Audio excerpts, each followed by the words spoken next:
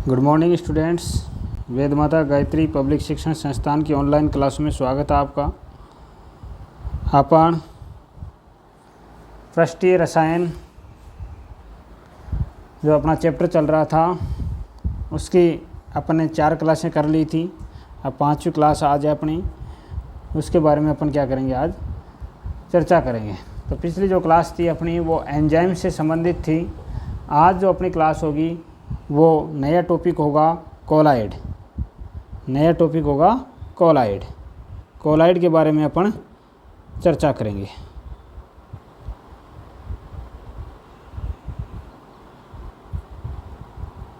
तो देखो, कोलाइड की जो परिभाषा है वो है, कोलाइड एक विषमांगी तंत्र है। कोलाइड क्या है? एक विषमांगी तंत्र है, या जब किसी पदार्थ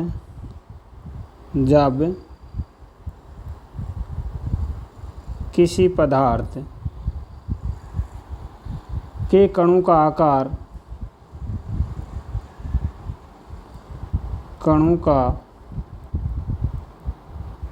आकार 1 नैनोमीटर से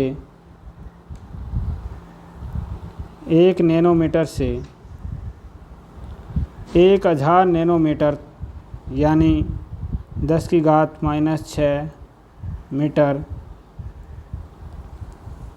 के बीच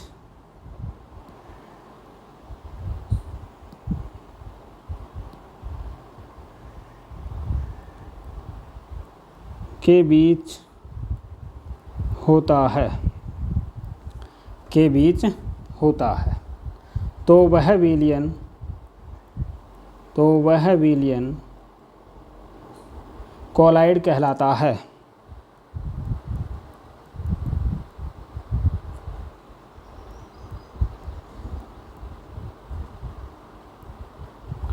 कोलाइड कहलाता है। कोलाइड एक विषमांगी तंत्र है भाई।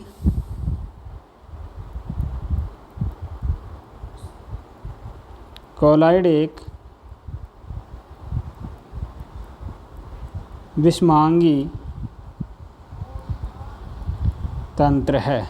देखो, विषमांगी तंत्र का मतलब इसमें जो इसकी प्रावस्थाएं होती हैं वो अलग अलग दिखाई देती हैं, ठीक है ना। तो ये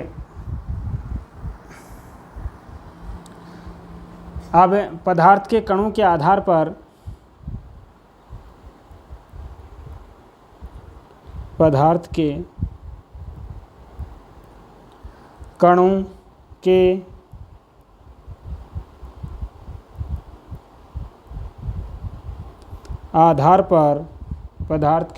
के आधार पर विलयन 3 प्रकार का होता है। विलयन 3 प्रकार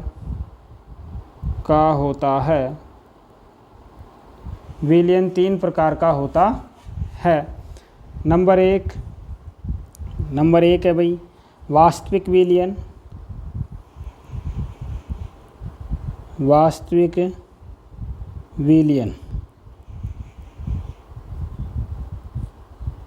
दूसरा है निलंबन, तीसरा है कोलाइड। तो वास्तविक विलयन इसमें लिखेंगे भैया अपन, वह विलयन जिसमें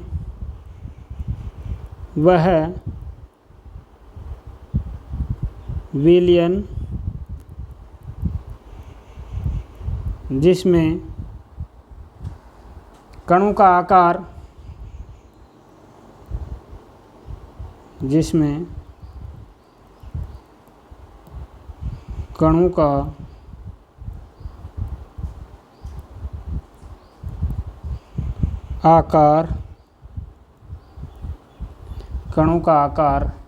1 नैनोमीटर से कम होता है। 1 नैनोमीटर से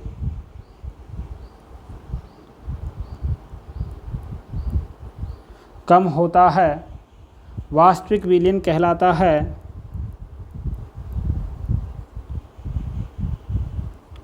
वास्तविक विलयन कहलाता है।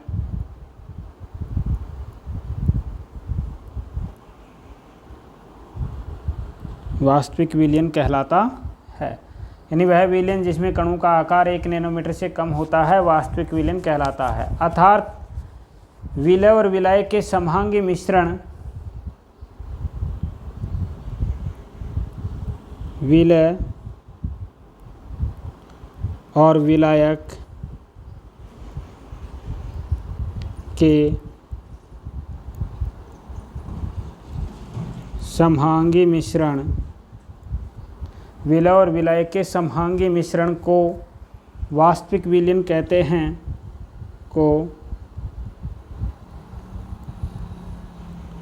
वास्तविक विलयन कहते हैं। वास्तविक विलयन कहते हैं। इन्हें सूक्ष्मदर्शी से नहीं देखा जा सकता है।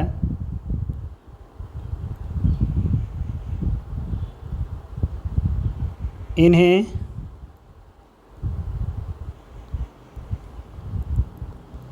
सूक्ष्मदर्शी से नहीं देखा जा सकता है। सूक्ष्मदर्शी से नहीं देखा जा सकता। ये कण फिल्टर पेपर व जांतु झिल्ली, अगला पॉइंट है, ये कण फिल्टर पेपर व जांतु झिल्ली, फिल्टर पेपर व जांतु झिल्ली यानी जंतु झिल्ली से गुजर जाते हैं, से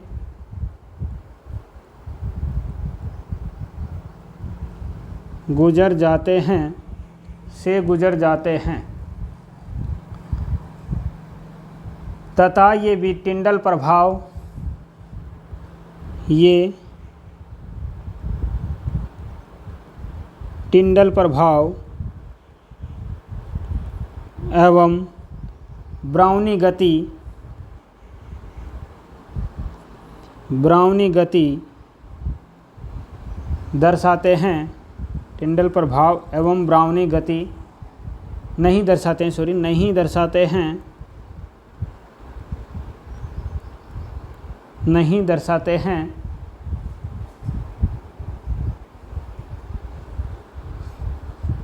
ठीक है ना भाई, ये होते हैं वास्तविक विलयन। ब्राउनी गति और टिंडल प्रभाव नहीं दर्शाते हैं। ठीक है, इसमें एक पॉइंट और है, इनमें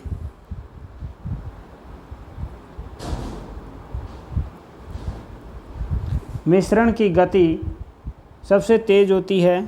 मिश्रण की गति सबसे तेज होती है। मिश्रण की गति सबसे तेज होती है। तो ये था वास्तविक विलयन। अब देखेंगे निलंबन। दूसरा जो पॉइंट है वो है भाई निलंबन।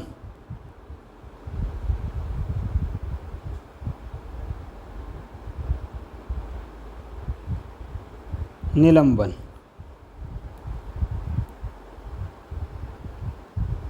निलंबन निलंबन विलयन, निलंबन विलयन लिखेंगे इसे।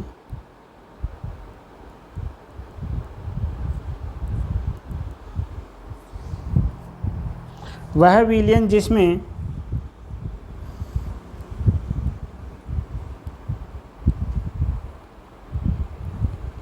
वह विलयन जिसमें विलय के कणों का आकार विलय के कणों का आकार 100 नैनोमीटर से अधिक होता है,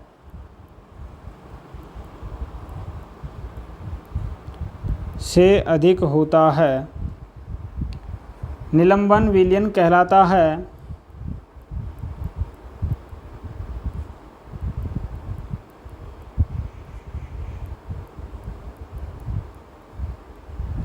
निलंबन विलयन कहलाता है। आगे है, इन कणों को सूक्ष्मदर्शी या नग्न आँखों से देखा जा सकता है। इन कणों को सूक्ष्मदर्शी, इन कणों को सूक्ष्मदर्शी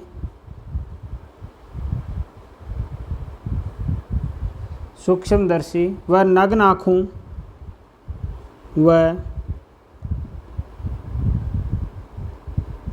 नग्न आँखों से देखा जा सकता है। यह विलयन विषमांगी होता है। यह विलयन विषमांगी होता है। देखो, समहांगी और विषमांगी, समहांगी में प्रावस्थाएं समान होती हैं, विलयन के सभी घटक समान प्रावस्था में होते हैं, जबकि विषमांगी के अंदर विलयन के सभी घटक असमान प्रावस्था में होते हैं। ये कण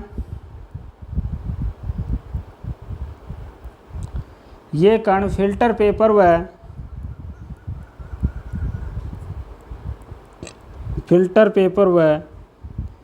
जांतु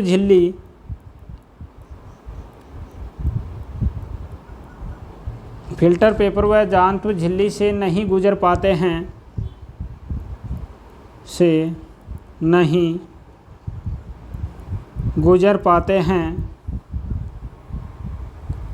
इन कणों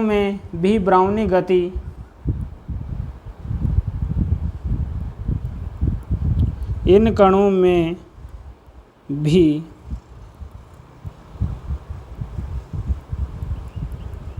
ब्राउनी गति व टिंडल प्रभाव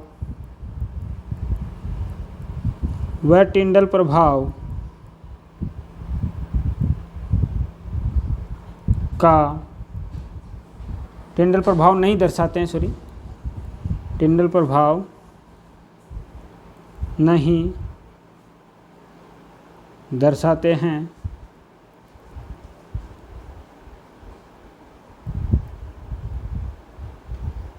नहीं दर्शाते हैं।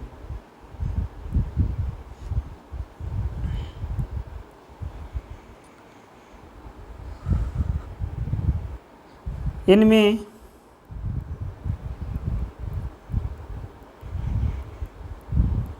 मिश्रण की गति सबसे नगण्य होती है।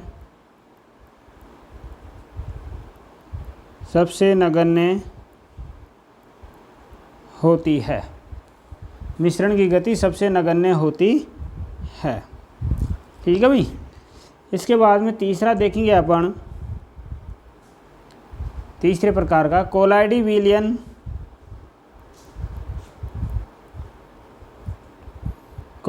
विलयन। या फिर कोलाइड भी कहते हैं इसे, या फिर कोलाइड भी कहते हैं।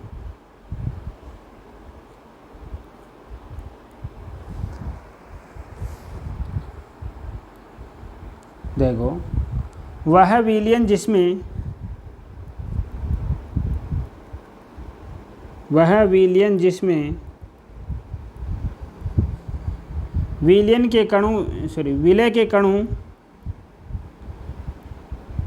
विलय के कणों का आकार 1 से 100 नैनोमीटर के बीच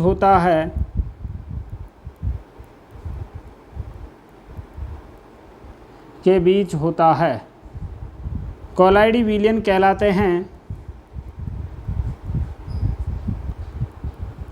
कोलाइडी विलयन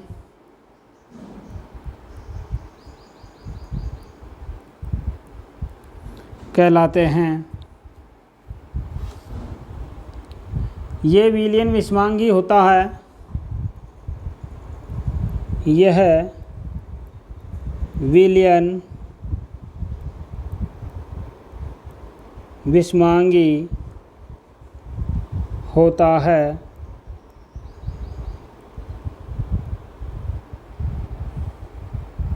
इन्हें नग्न आँखों से नहीं देखा जा सकता। इन्हें नग्न आँखों से नहीं देखा जा सकता।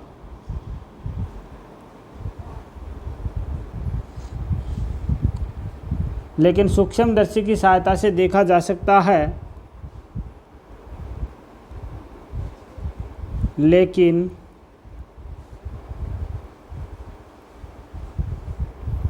सूक्ष्मदर्शी की सहायता से देखा जा सकता है। सूक्ष्मदर्शी की सहायता से देखा जा सकता है।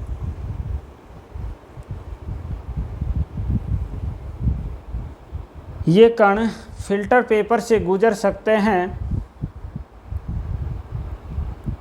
ये कण फिल्टर पेपर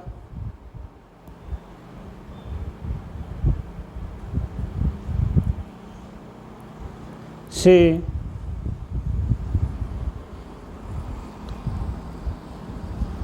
गुजर सकते हैं। फिल्टर पेपर से गुजर सकते हैं, लेकिन जांतु झिल्ली से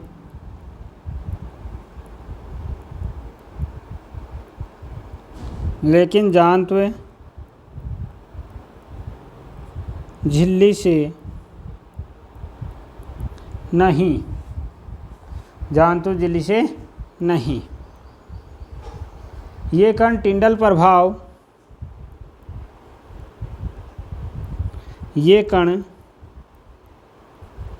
प्रभाव व ब्राउनी गति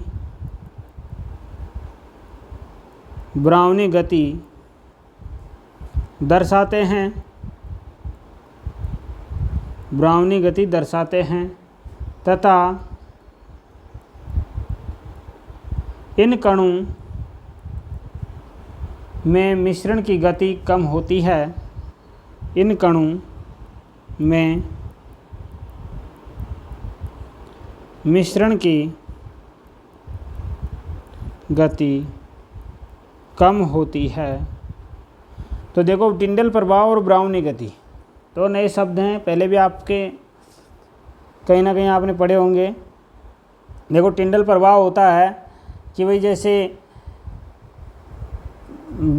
इसका एग्जाम्पल बताता हूँ। देखो, टिंडल प्रभाव होता है प्रकाश का प्रकीर्णन होना, प्रकाश पुंज का दिखाई देना। या जैसे अंधेरा कमरा होता है और अंधेरे कमरे में रोशनदान में से प्रकाश की किरण पुंज का आना और उसमें कार्बन के धूल के कण नाचते हुए जो दिखाई देते हैं, वो टिंडल प्रभाव के कारण ही होता है वो। और ब्राउनी गति होती है कि कोई कोलाइड विलयन है, उसके अंदर कणों की जो टेढ़ी मेढ़ी जिग जैग आकार की जो गति होती है, उसे ब्राउनी गति कहते हैं। ये आगे आएंगे, आगे लिखवाएंगे इनको आपको। तो ये विलयन 3 प्रकार का होता है, वास्तविक विलयन, निलंबन और कोलाइड विलयन। तीनों के बारे में अपन ने देख लिया है। अब अपन इस चैप्टर के अंदर कोलाइड को पढ़ेंगे, वास्तविक और निलंबन को नहीं पढ़ेंगे। तो कोलाइड विलयन के बारे में पढ़ेंगे अपन।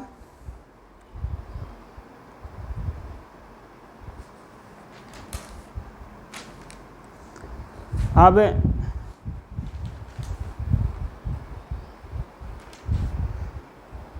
कोलाइड विलयन की प्रावस्थाएं।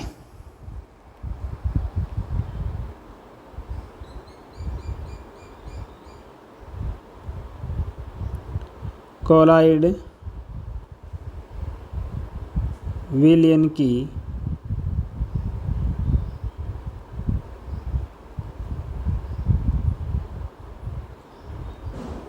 प्रावस्थाएं, 2 प्रावस्थाएं होती हैं भाई। कोलाइड विलयन की प्रावस्थाएं 2 प्रकार की होती हैं।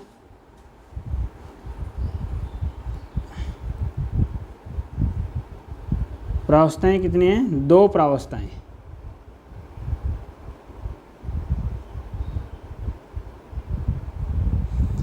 नंबर 1 है परिक्षेपित प्रावस्था। नंबर 1 परिक्षेपित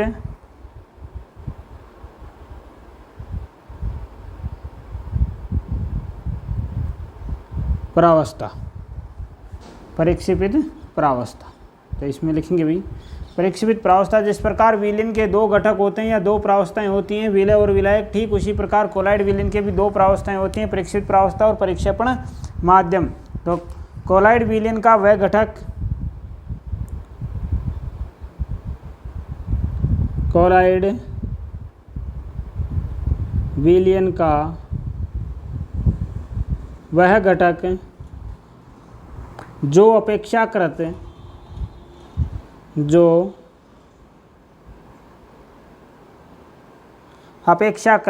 कम मात्रा में उपस्थित होता है, कम मात्रा में उपस्थित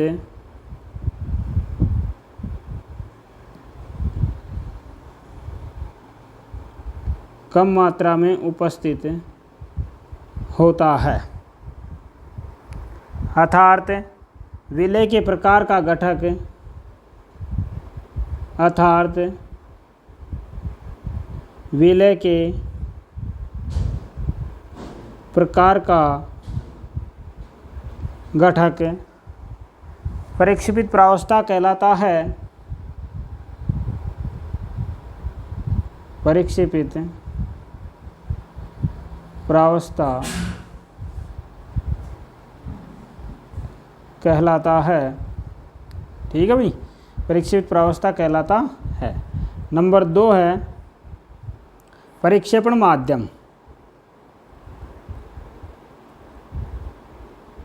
परिक्षेपण माध्यम। कोलाइड विलीन का वह घटक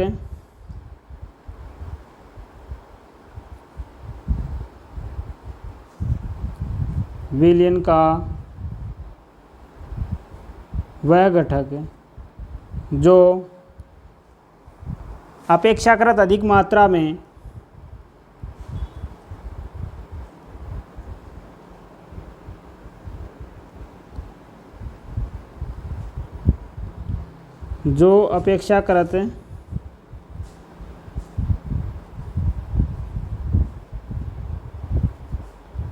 अधिक मात्रा में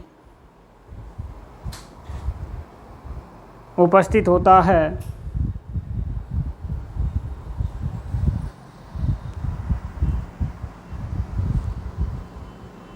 उपस्थित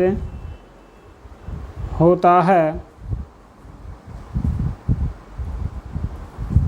उपस्थित होता है, अर्थात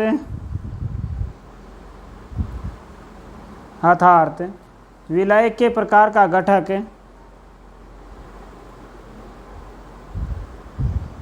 विलायक के प्रकार का घटक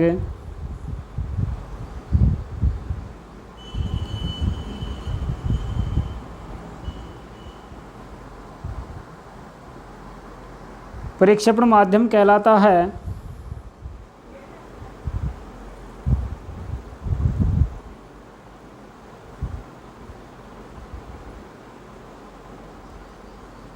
परिक्षेपण माध्यम कहलाता है। एग्जाम्पल देकर के बता देता हूँ भाई। एग्जाम्पल देखो, स्टार्च का कोलाइड विलयन, स्टार्च का कोलाइड विलयन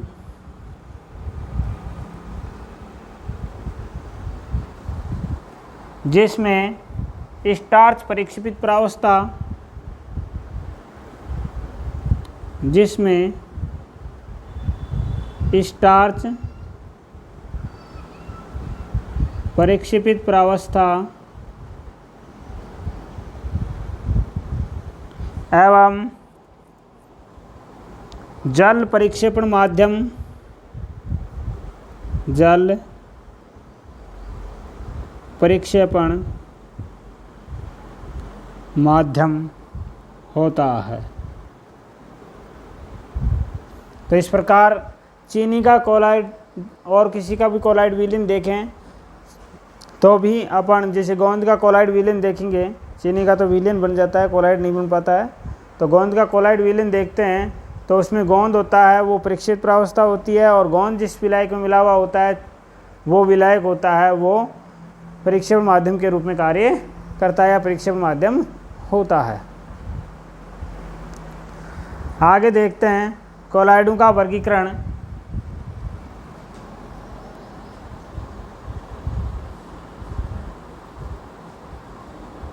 कोलाइड का वर्गीकरण।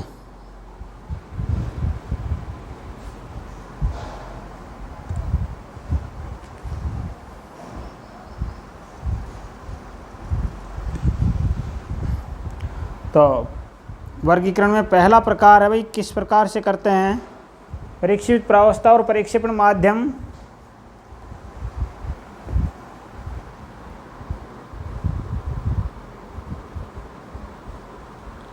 परिक्षेपित प्रावस्था एवं परीक्षेपण माध्यम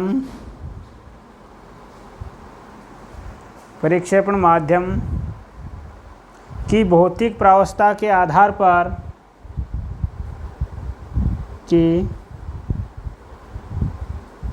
भौतिक प्रावस्था के आधार पर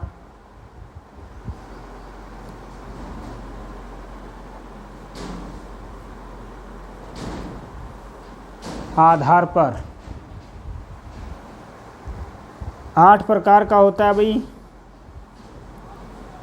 आधार पर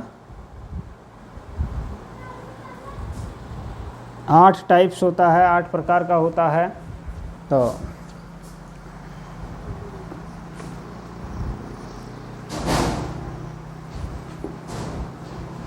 एक सारणी बनानी है अब आपको।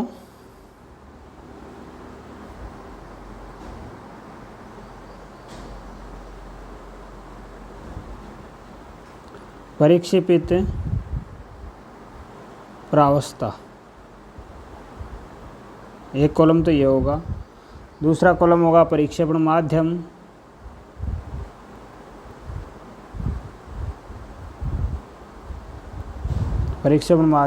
तीसरा कॉलम होगा कोलाइड का प्रकार,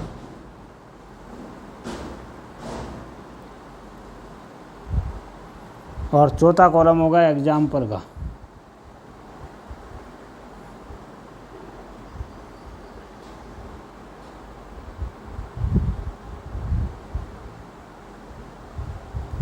तो नंबर 1 इसमें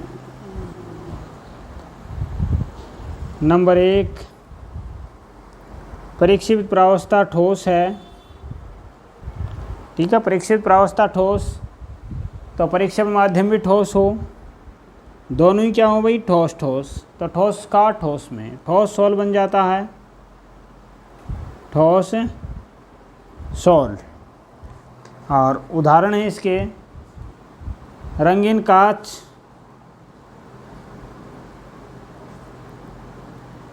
रत्न, रंगीन कांच, रत्न,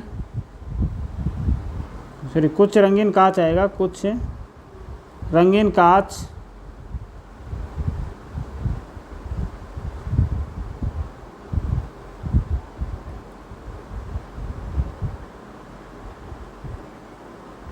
कुछ रंगीन कांच, रत्न, ये होते हैं इसके अंतर्गत। दूसरे प्रकार का है भाई, दूसरे प्रकार का ठोस दारू,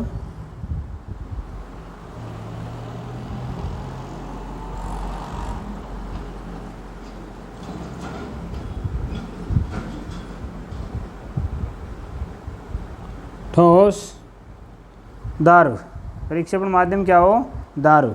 यानी ठोस दारू में क्या हो, घुला हुआ हो, तो वो होता है भाई सॉल। उसे क्या कहते हैं, सॉल। कोलाइड का नाम होगा सॉल प्रकार का। और इसके एग्जाम्पल हैं प्रलेप। प्रलेप का मतलब पेंट, प्रलेप, प्रलेप यानी पेंट। कोशिका तरल,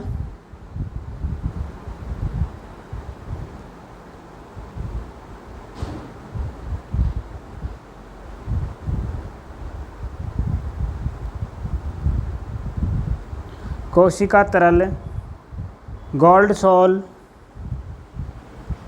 कोशिका तरल, गोल्ड सॉल भी इसी में आता है भाई।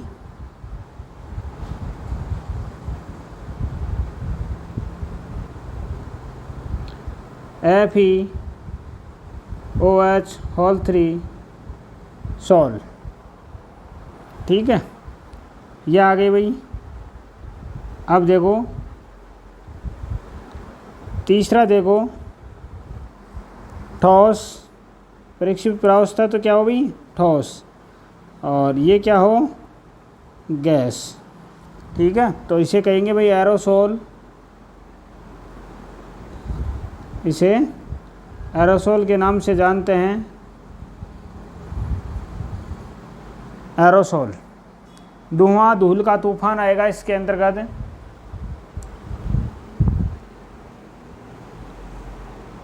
धुआं,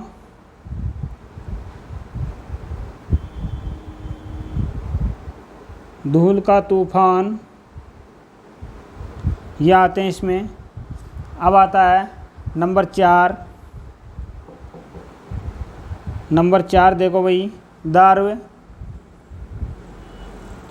और फिर आता है ठोस। ठीक है ना, एक बार दारू ठोस ठोस ले लिया परीक्षित प्रावस्था। अब दारू दारू लेंगे, इनको तीनों को बदलते रहेंगे परीक्षण माध्यम के रूप में। तो दारू ठोस, इसे कहेंगे भाई जेल।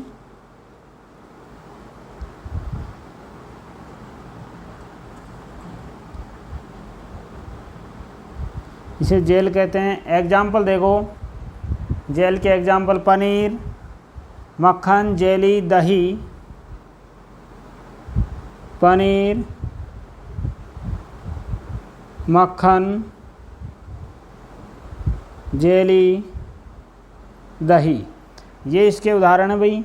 तो देखो इसमें ये ज़्यादा इम्पोर्टेंट है और ये भी ज़्यादा इम्पोर्टेंट है। प्रश्न यहीं से ज़्यादा पूछे जाते हैं, एक एरोसोल से भी पूछे जा सकते हैं भाई। तो ध्यान रखना आप, सारी ये सारणी आपको याद रखनी है। अब वही कॉलम बना देता हूँ।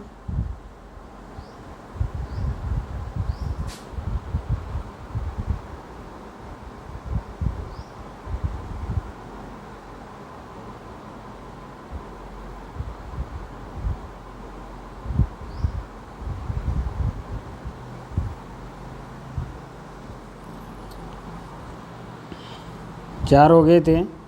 अब देखो नंबर है 5। पाँचवा दारू, और ये भी क्या है भाई, दारू। ठीक है, तो दारू दारू इमल्सन। इमल्सन जिसे पायस भी कहते हैं भाई, पायस। दूध, एग्जाम्पल होगा इसका दूध। दवाइयाँ, दूध, दवाइयाँ।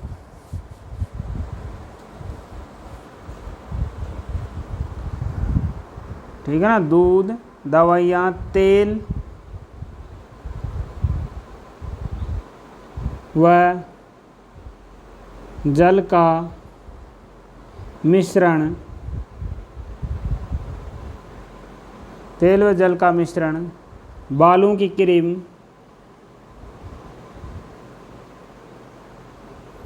तो उदाहरण दे करके भी पूछ सकता है कि भाई कौन सा कोलाइड है।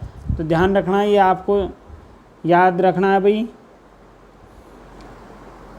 छठा है दारू और ये गैस। तो ये हो जाएगा दारू एरोसोल, इसका नाम हो जाएगा दारू एरोसोल।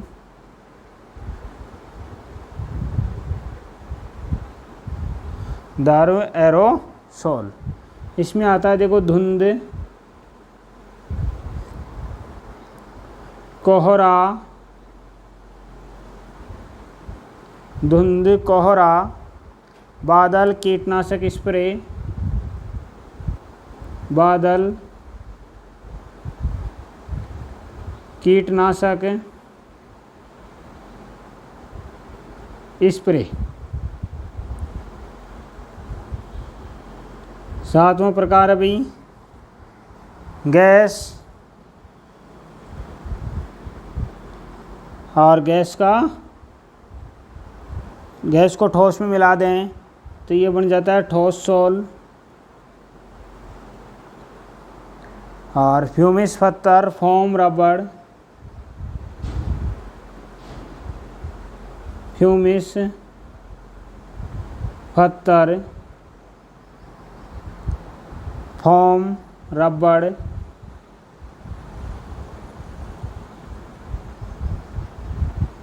ये आते हैं इसके अंतर्गत। नंबर 8 गैस, और इधर आ जाता है परिक्षेपण माध्यम में दारू। तो फोम या झाग,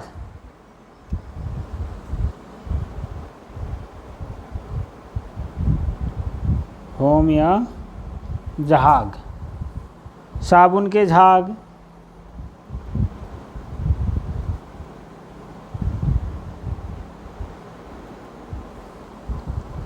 फेन, कोको कोला के झाग,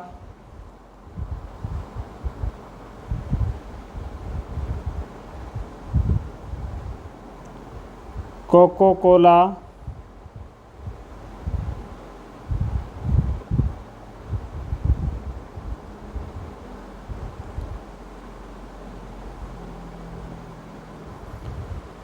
के झाग।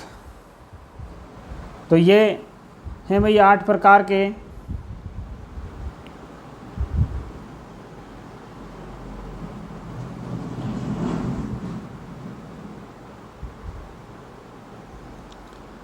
ये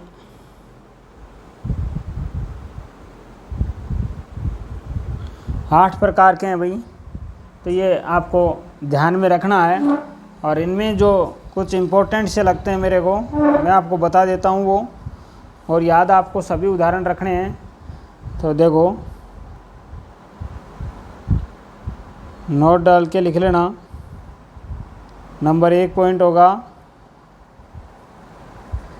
देखो इसमें सीधी सी आपको याद क्या रखना है, याद रखना है भाई का और मैं, ठीक है ना। 2 चीज़ें याद रखनी हैं।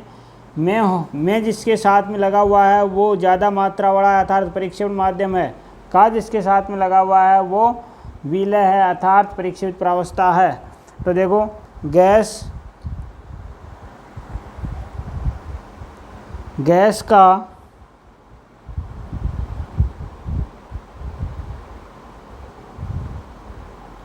गैस में विलयन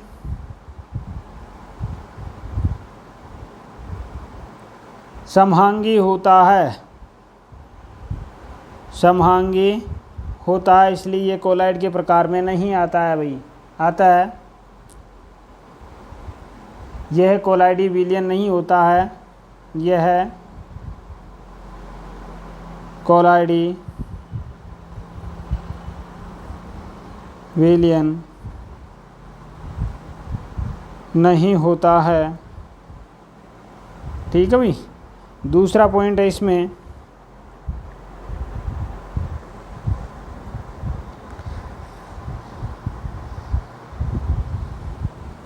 यदि परिक्षेपण माध्यम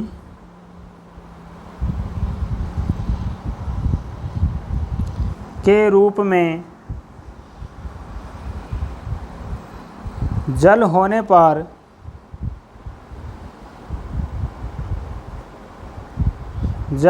पर उसे हाइड्रोसोल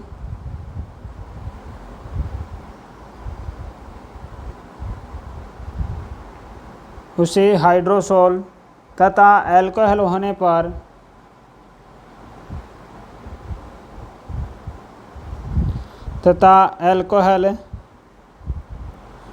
पर अल्कोहल होने पर उसे अल्कोसोल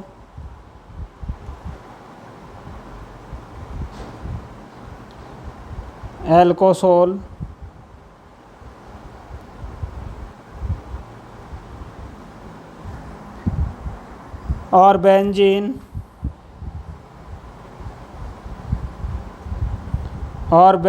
होने पर उसे बेंजोसोल कहते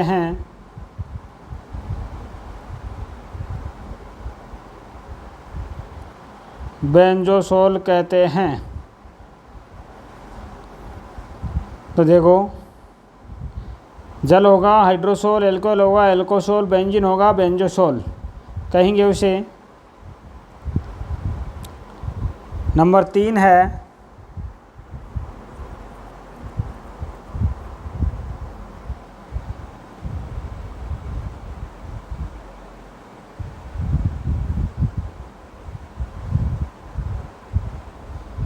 ठोस का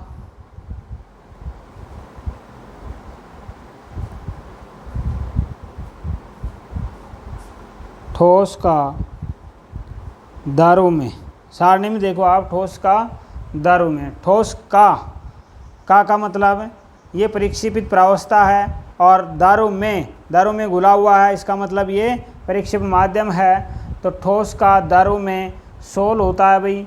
ठोस का दारू में क्या होता है? ठोस का दारू में कोलाइड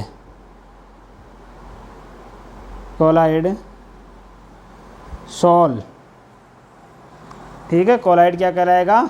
सोल। और दारू का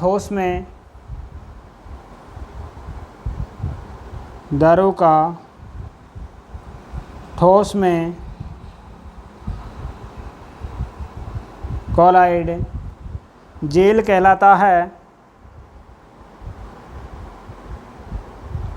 जेल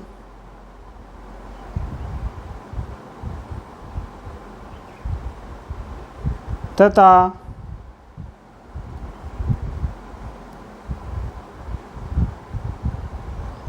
दारू का दारू में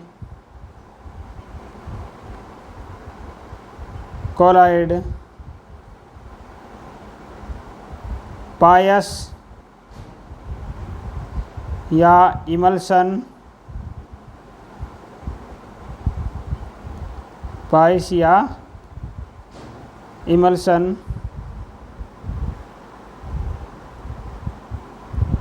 कहलाता है। पायस या इमल्सन कहलाता है। तो ये चीज़ें आपको ध्यान रखनी है भाई, इन चीज़ों को आपको ध्यान में रखना है। और ये जो सारणी है ये भी आपको पूरी याद रखनी है भाई, ठीक है ना। इसके बाद में चलते हैं अपन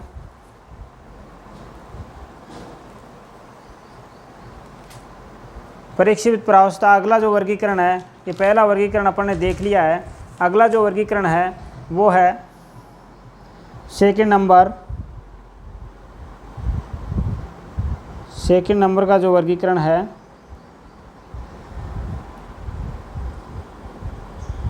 वो है परिक्षेपित प्रावस्था व परिक्षेपण माध्यम।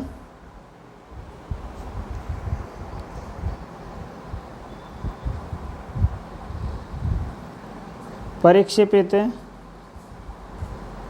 प्रावस्था व परिक्षेपण माध्यम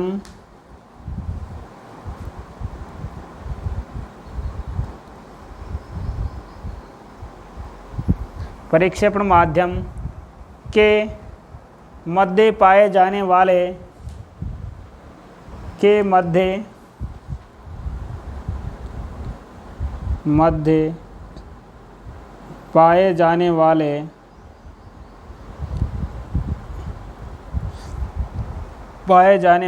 आकर्षण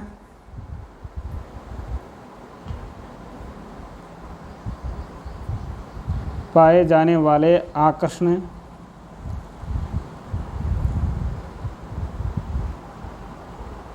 की प्रकृति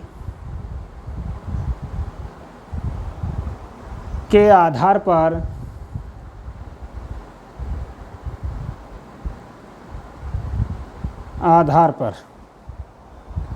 दो प्रकार का होता है भाई। के आधार पर ये दो प्रकार का होता है।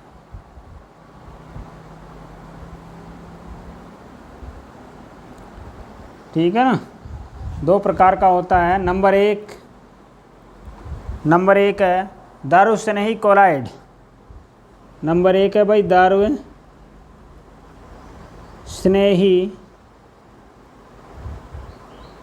कोलाइड।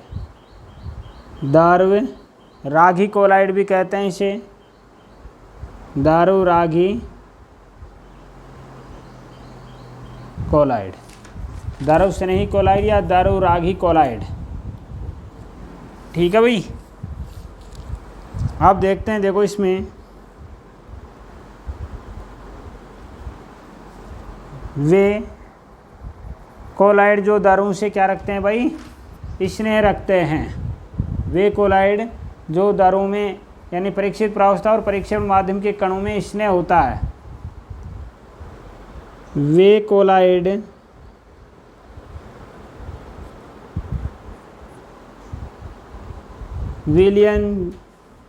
विलयन जिनमें परिक्षेपित प्रावस्था एवं परिक्षेपण माध्यम के कणों में या कणों के मध्य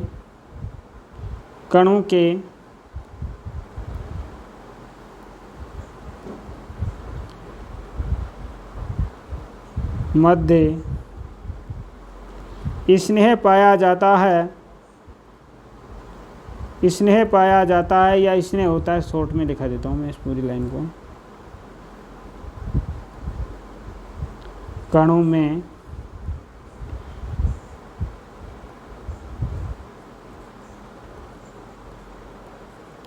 स्नेह होता है। ठीक है ना, दारू से स्नेह करते हैं, दारू स्नेही कोलाइड कहलाते हैं। दारू स्नेही कोलाइड कहलाते हैं। यानी परीक्षित प्रावस्था और परीक्षेपण माध्यम के कणों के मध्य स्नेह प्रेम होता है, प्यार होता है इनके बीच में, इसलिए इन्हें दारुस्नेही कोलाइड कहते हैं। अब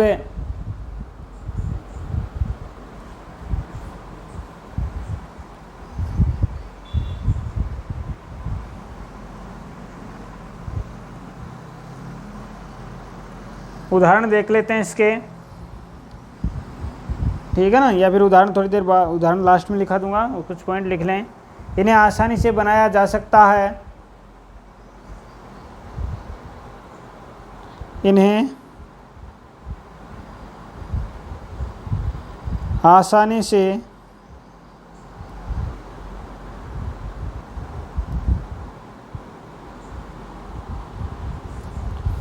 आसानी से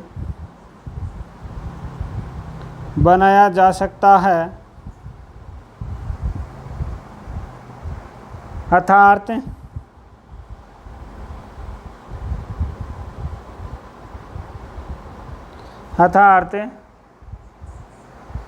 परीक्षेपण माध्यम में परीक्षित प्रावस्था डालकर आसानी से बना सकते हैं। अर्थात परीक्षेपण माध्यम में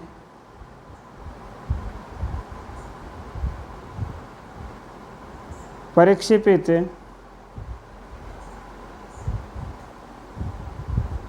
प्रावस्था डालकर या मिश्रित करके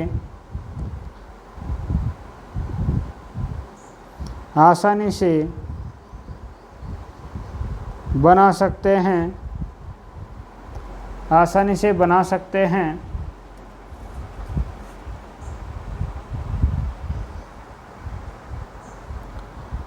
अगला जो पॉइंट है इन्हें एक बार अवक्षेपित होने के पश्चात इन्हें एक बार अवक्षेपित होने के पश्चात एक बार अवक्षेपित होने के पश्चात परिक्षेपण माध्यम डालकर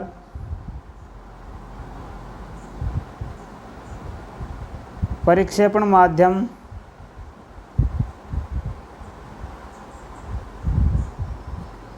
डालकर पुनः बनाया जा सकता है, पुनः बनाया जा सकता है।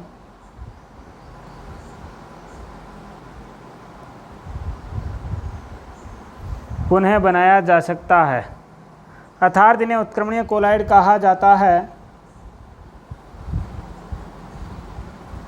अर्थात इन्हें उत्क्रमणीय कोलाइड कहा जाता है।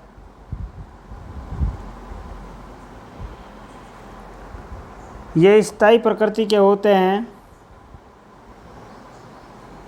ये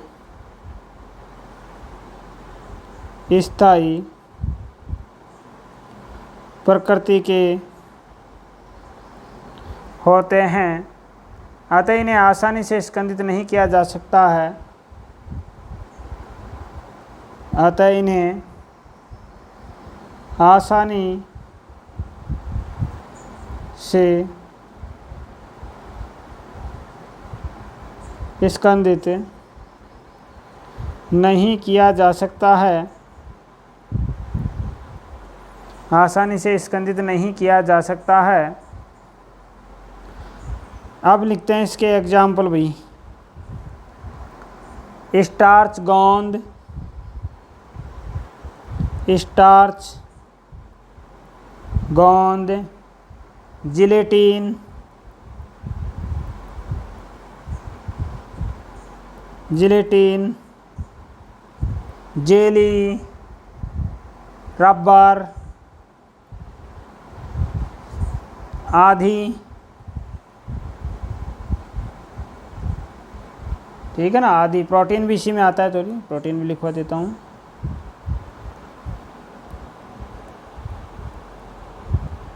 प्रोटीन का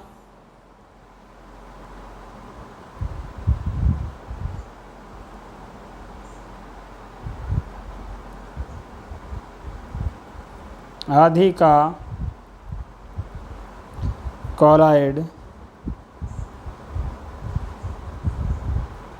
विलयन, ये इसके वही एग्जाम्पल हैं। इसके बाद में 2 नंबर पे देखते हैं अपन द्रव विरोधी कोलाइड।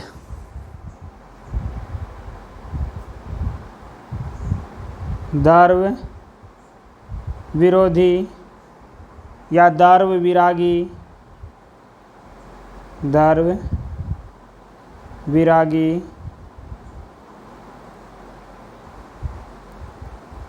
कोलाइड, द्रव विरोधी या द्रव विरागी कोलाइड।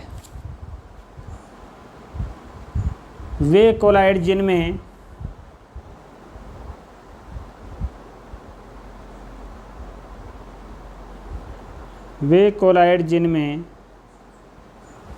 द्रव स्नेही वे कोलाइड जिनमें परिक्षेपित प्रावस्था और परिक्षेपण माध्यम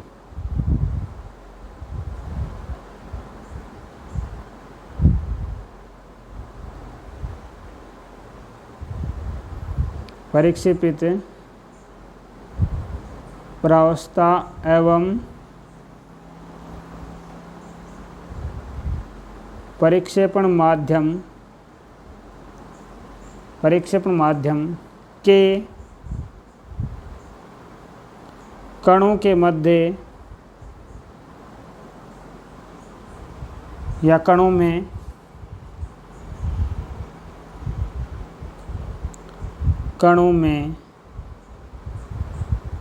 स्नेह नहीं होता है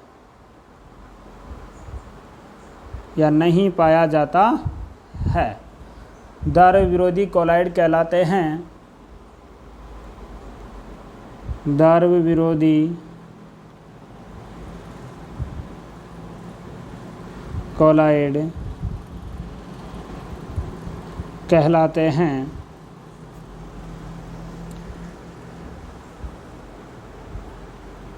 अब लिख देते हैं इसमें, इन्हें आसानी से नहीं बनाया जा सकता,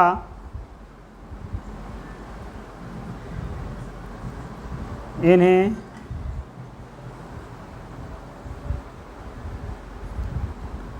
आसानी से नहीं बनाया जा सकता, अतः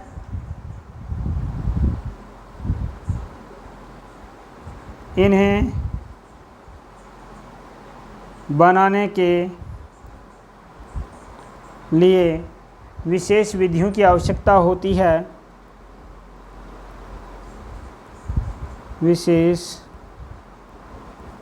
विधियों की आवश्यकता होती है। ये एक बार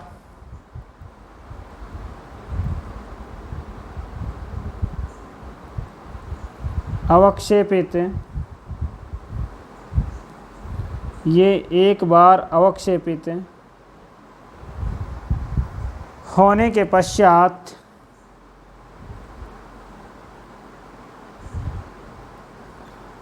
पश्चात पुनः नहीं बनाए जा सकते हैं, पुनः नहीं बनाए जा सकते हैं, अतः इन्हें अनुत्क्रमणीय कोलाइड भी कहा जाता है। अतः इन्हें अनुत्क्रमणीय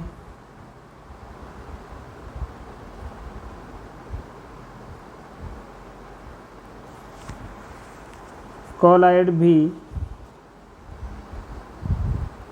कहा जाता है। ठीक है भाई, आगे है ये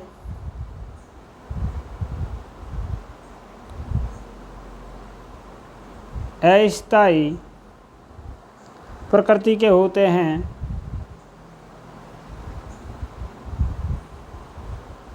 अस्थायी प्रकृति के होते हैं, अतः इन्हें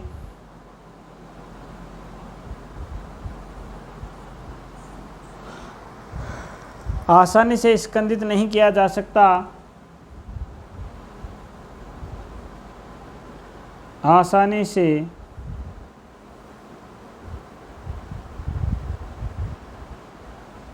स्कंदित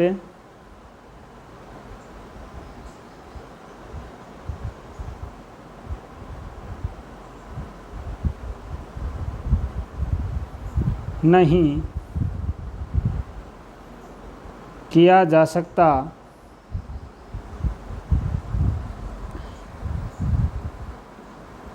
नहीं किया जा सकता है। एग्जाम्पल देखते हैं इसके। धातुओं के सल्फाइड,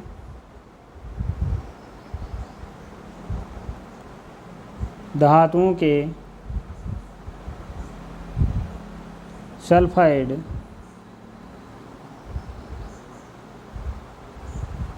धातुओं के ऑक्साइड,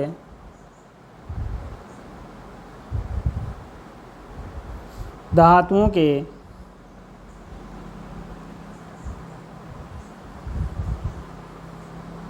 हाइड्रोक्साइड,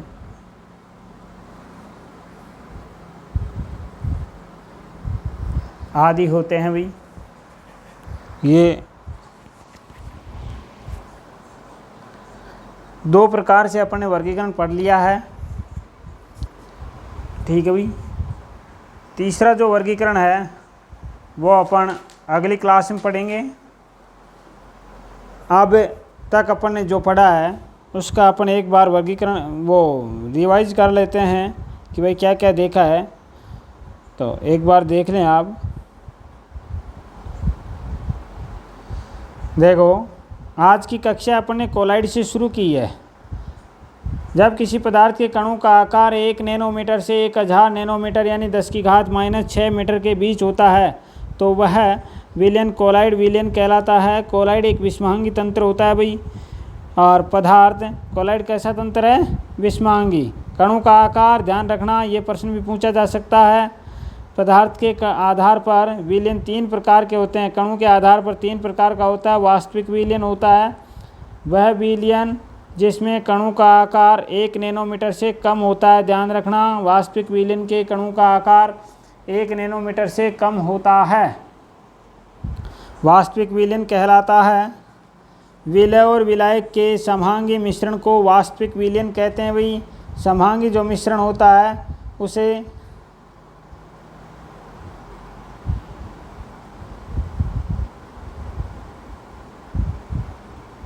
समभांगी जो मिश्रण होता है उसे अपन वास्तविक विलयन कहते हैं भाई, समभांगी मिश्रण को। ठीक है ना। इन्हें सूक्ष्मदर्शी से नहीं देखा जा सकता है। ये कण फिल्टर पेपर व जांतु झिल्ली से गुजर जाते हैं। फिल्टर पेपर व जांतु झिल्ली से गुजर जाते हैं।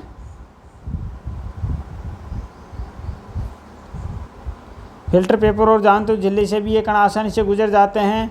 टिंडल प्रभाव और ब्राउनी गति नहीं दर्शाते हैं। ये मिश्रण की गति सबसे तेज़ होती है इनमें।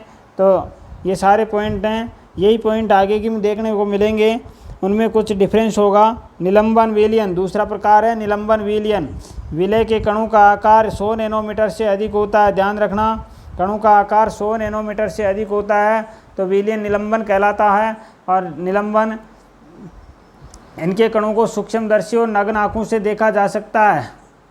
सूक्ष्मदर्शी और नग्न आँखों से देखा जा सकता है। तो देखो, मैं एग्जाम्पल बताता हूँ। वास्तविक विलयन का जो एग्जाम्पल होता है, जैसे अपन ने चीनी का पानी बनाया है तो उसमें अपन चीनी के कणों को और पानी के कणों को अलग अलग नहीं देख सकते हैं, तो हो गया वास्तविक विलयन। और जैसे अपन ने मिट्टी डाल दी, एक गिलास में पानी भराया और उसमें मिट्टी डाल दी, तो उसको कहेंगे अपन निलंबित हो जाती है, मिट्टी नीचे बैठ जाती है भारी होने के कारण। तो आराम से सूक्ष्मदर्शी व नग्न आँखों से देखा जा सकता है उसके कणों को। और कोलाइड विलयन में, कोलाइड के बारे में अपन ने देख लिया है, दूध वगैरह होते हैं। ठीक है ना। तो विलयन, इसकी भी प्रकृति कैसी होती है भाई? विषमांगी होती है। फिल्टर पेपर और जांतु झिल्ली नहीं गुजर पाते हैं, ये भी नहीं गुजरते हैं भाई, ध्यान रखना। इन कणों में ब्राउनी गति और टिंडल प्रभाव का गुण भी नहीं पाया जाता है भाई। मिश्रण की गति नगण्य होती है। और मिश्रण की गति कैसी होती है? नगण्य। कोलाइड विलयन या कोलाइड वह विलयन जिसमें कणों का आकार 1 नैनोमीटर से 100 नैनोमीटर यानी 10⁻⁻⁶ नैनोमीटर तक होता है। यही था पीछे भी, क्या था? 1000 नैनोमीटर। एक मिनट, थोड़ा सा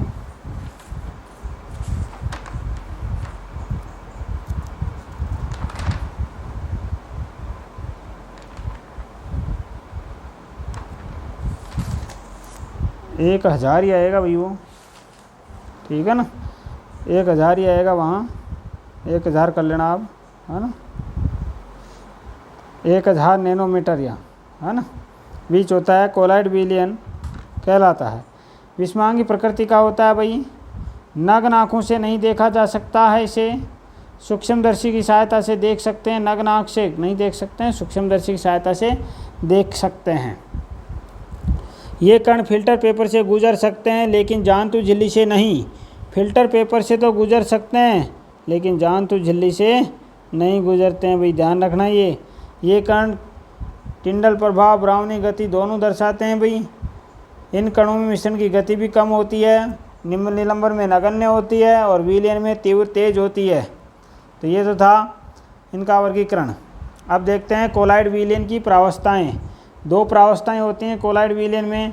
एक प्रावस्था है परीक्षित प्रावस्था, दूसरी प्रावस्था है परिक्षेपण माध्यम। परीक्षित प्रावस्था विलयन का वह घटक जो अपेक्षाकृत कम मात्रा में उपस्थित होता है, अर्थात विलय के समान जो घटक होता है उसको परीक्षित प्रावस्था कहते हैं। परिक्षेपण माध्यम विलयन का वह घटक जो अपेक्षाकृत अधिक मात्रा में उपस्थित होता है। विलायक के प्रकार का घटक, ध्यान रखना विलायक के प्रकार का घटक अधिक मात्रा वाला परिक्षेपण माध्यम, कम मात्रा वाला परिक्षेपित प्रावस्था। जैसे एग्जाम्पल ले लिया आपने स्टार्च, तो स्टार्च तो क्या हो गया परिक्षेपित प्रावस्था, और जल इसके अंदर घुला हुआ है तो परिक्षेपण माध्यम हो जाता है। अब है कोलाइड का वर्गीकरण। तो कोलाइड का वर्गीकरण देखते हैं। तो फर्स्ट प्रकार का जो वर्गीकरण है परिक्षेपित प्रावस्था और परिक्षेपण माध्यम की भौतिक अवस्था के आधार पर बताया गया है ये वर्गीकरण। तो जो देखो परिक्षेपित प्रावस्था इस कॉलम में है, परिक्षेपण माध्यम इसमें है, कोलाइड का प्रकार ये रहा और इसके एग्जाम्पल ये रहे। तो देखो ठोस दोनों ही ठोस हैं, तो ठोस सोल हो जाएगा। कुछ रंगीन कांच और रत्न ये इसके उदाहरण होते हैं। तो इसमें ठोस का ठोस में सोल, तो ठोस सोल होता है। ठीक है, तो एग्जाम्पल दे करके पूछा जा सकता है कौन सा कोलाइड है, तो ये बता देना। एग्जाम दे करके पूछा जा सकता है इसमें परीक्षित प्रावस्था में क्या है, परीक्षण माध्यम में कौन सी अवस्था है, तो भी बता सकते हैं अपन। ठोस का दारू में तो सोल होता है, जिसे प्रलेप पेंट कोशिका तरल गोल्ड सोल FeOH होल3 का सोल। अगर ठोस का गैस में हो, गैस में घुला हुआ हो ठोस, तो उसे एरोसोल कहते हैं। एग्जाम्पल है जैसे धुआं, धूल का तूफान, आंधी आती है, वो इसी के अंतर्गत आती है। दारू का ठोस में होता है तो जेल कहते हैं उसे। पनीर, मक्खन, जेली, दही ये इसके एग्जाम्पल हैं भाई। इसके बाद में दारू में इमल्सन या पाइस। दूध, दवाइयाँ, तेल, जल का मिश्रण, बालों की क्रीम। दारू में इमल्सन। दूध, दवाइयाँ, तेल व जल का मिश्रण, बालों की क्रीम। दूध ये इसके एग्जाम्पल हैं। और दारू का गैस में तो दारू एरोसोल। धुंध है, कोहरा है, बादल है, कीटनाशक स्प्रे हैं, ये इस दारू एरोसोल में आते हैं, जिसमें दारू परीक्षित प्रावस्था है, गैस परीक्षण माध्यम है। गैस का ठोस में तो ठोस सोल होता है, फ्यूमिस पत्थर, फोम रबड़। और गैस का दारू में तो फोम होता है, झाग, साबुन के झाग, कोको कोला के झाग। अब देखो गैस में मैं करना भैया, है ना, लिख लेना आप। गैस में कोलाइड विलयन होता है, वो समभांगी प्रकृति का होता है। इस कारण से कोलाइड नहीं बनता है, ये विलयन ही होता है, वास्तविक विलयन ही होता है, ट्रू सॉल्यूशन ही होता है ये। तो विलयन समभांगी, ये कोलाइड विलयन नहीं होता है ये। परिक्षेपण माध्यम के रूप में यदि जल हो तो उसको हाइड्रोसोल कहेंगे, एल्कोहल हो तो उसे एल्कोसोल कहते हैं, बेंजीन हो तो उसे बेंजोसोल कहते हैं। ठीक है, आगे देखते हैं। ठोस का दारू में कोलाइड सोल कहलाता है। दारू का ठोस में कोलाइड जेल कहलाता है। दारू का दारू में पाइस या इमल्सन कहलाता है। परीक्षित प्रावस्था और परीक्षेपण माध्यम के कणों के मध्य पाए जाने वाले आकर्षण बल की प्रकृति के आधार पर दो प्रकार का होता है भाई ये, दारू स्नेही कोलाइड और दारू विरागी कोलाइड। तो दारू स्नेही कोलाइड वे कोलाइड जो दारू से क्या रखते हैं भाई, स्नेह रखते हैं। दारू से स्नेह रखने का मतलब परीक्षित प्रावस्था और परीक्षण माध्यम के कणों के मध्य स्नेह पाया जाए, स्नेह होता है इनके बीच में, तो उस कोलाइड को दारू स्नेही कोलाइड कहते हैं। आसानी से बनाया भी जा सकता है इसे, अर्थात स्नेह है इनके बीच में तो आकर्षण बल ज़्यादा है, आकर्षण बल अच्छा है, तो आराम से बनाया जा सकता है। परीक्षित प्रावस्था डाल देंगे परीक्षण माध्यम में और आसानी से बना सकते हैं। एक बार अवक्षेपित होने के पश्चात परीक्षण माध्यम डालकर पुनः बनाया जा सकता है, अतः अर्थ उत्क्रमणीय कोलाइड होता है, दोबारा से भी बनाया जा सकता है। एक बार अवक्षेपित हो गया तो पुनः भी बनाया जा सकता है, तो वो उत्क्रमणीय कोलाइड कहलाता है। ये स्थायी प्रकृति के होते हैं, अतः इन्हें आसानी से स्कंदित नहीं किया जा सकता है। प्रकृति इनकी क्या होती है भाई, स्थायी, आसानी से स्कंदित भी नहीं होते हैं ये। स्टार्च है, गोंद है, जिलेटिन है, जेली है, रबड़ है, प्रोटीन है आदि का कोलाइड विलयन। दारू विरोधी कोलाइड या दारू विरागी कोलाइड वे कोलाइड जिनमें परीक्षित प्रावस्था और परीक्षण माध्यम के कणों के मध्य स्नेह नहीं पाया जाता है, आसानी से नहीं बनाया जा सकता, अतः इन्हें बनाने के लिए विशेष विधियों की आवश्यकता होती है। ये एक अवक्षेपित होने के एक बार लिखना भाई, एक बार अवक्षेपित होने के पश्चात पुनः नहीं बनाए जा सकते, अतः इन्हें अनुत्क्रमणीय कोलाइड कहते हैं। तो अनुत्क्रमणीय कोलाइड है दर विरोधी कोलाइड, उत्क्रमणीय कोलाइड है दर उत्स्नेही कोलाइड। और ये अस्थायी प्रकृति के होते हैं। प्रकृति इनकी कैसी होती है भाई? अस्थायी, जबकि दर उत्स्नेही की प्रकृति स्थायी। इन्हें आसानी से स्कंदित नहीं किया जा सकता, इस कारण से अस्थायी प्रकृति के होते हैं। एग्जाम्पल, धातुओं का जो सल्फाइड होगा वो भी होगा, धातुओं का जो ऑक्साइड होगा वो भी होगा, धातुओं के जो हाइड्रोक्साइड होते हैं वो भी। धातुओं से संबंधित सल्फाइड हो, चाहे से ऑक्साइड हो, चाहे से हाइड्रोक्साइड हो, वो सारे ही जो सॉल होते हैं वो कोलाइड सॉल दर विरोधी प्रकृति के होते हैं। तो इस प्रकार अपन ने आज कोलाइड के बारे में चर्चा की है और कोलाइड के वर्गीकरण में 2 प्रकार से इसका वर्गीकरण देखा है। तीसरा प्रकार से वर्गीकरण और दिया गया है जो अपन अगली क्लास में देखेंगे। आज के लिए इतना ही। धन्यवाद आपको, पढ़ते रहो। Thank you.